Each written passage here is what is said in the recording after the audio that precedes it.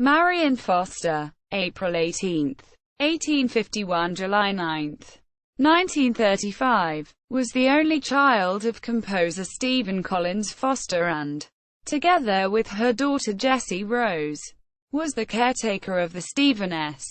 Foster Memorial Home located at 3600 Penn Avenue, Pittsburgh, Pennsylvania from 1914 until her death in 1935.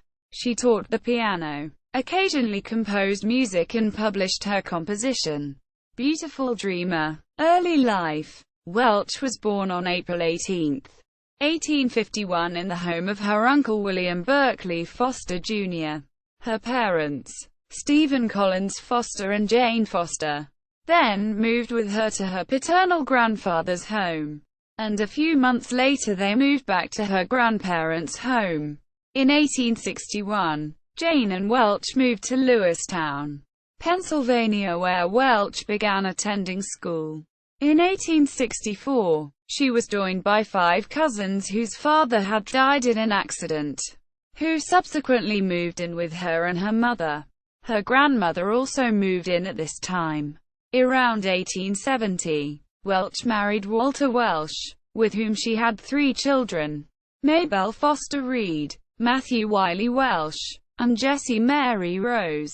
Welch did not raise her first child, Jessie, who was raised to adulthood by her grandmother. Cultural contributions. In 1879, Welch and her mother secured the copyright for "Oh One Would Not Die in the Summertime." When the copyright expired on Old Folks at Home, they renewed it for a 14-year period. In 1893, she and her mother filed a suit alleging copyright violation of Stephen Foster's song, "Way Down Upon the Swanee River." In 1895, Welch was living in Chicago. In 1900, she unveiled the Stephen Foster Memorial in Highland Park. In 1906, Welch unveiled a model of the statue then being built in Frankfort, in honor of Stephen Foster and his song, "My Old Kentucky Home." In a ceremony in Louisville, Kentucky, a chorus of 1,000 children sang some of her father's works. In 1913, citizens in Pittsburgh initiated fundraising to preserve Stephen Foster's place of birth in the city as a memorial to him. The philanthropist James H. Park bought the property outright the following year and asked Welch and Jessie Rose to become the live-in caretakers of the house. The city of Pittsburgh assumed financial responsibility for the property, helping to upkeep and preserve it. Park gave the house at 3600 Penn Avenue, known as the Stephen S.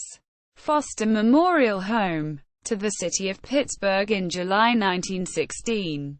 In 1926, Welch visited Canonsburg, where the community celebrated Foster's music and shared reminiscences about her father. In 1929, she was Canonsburg's guest of honor in a celebration of her father's work, where she played both her own music and her father's.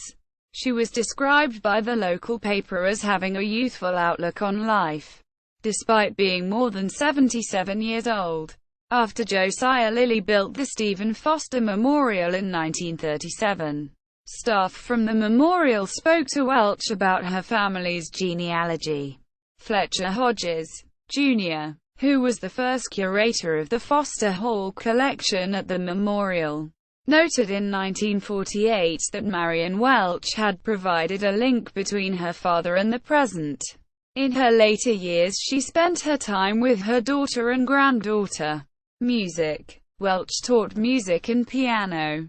Fletcher Hodges noted that Foster Welch was long known as a piano teacher in Pittsburgh, and that many Pittsburghers have received their first instruction in the art of music from her.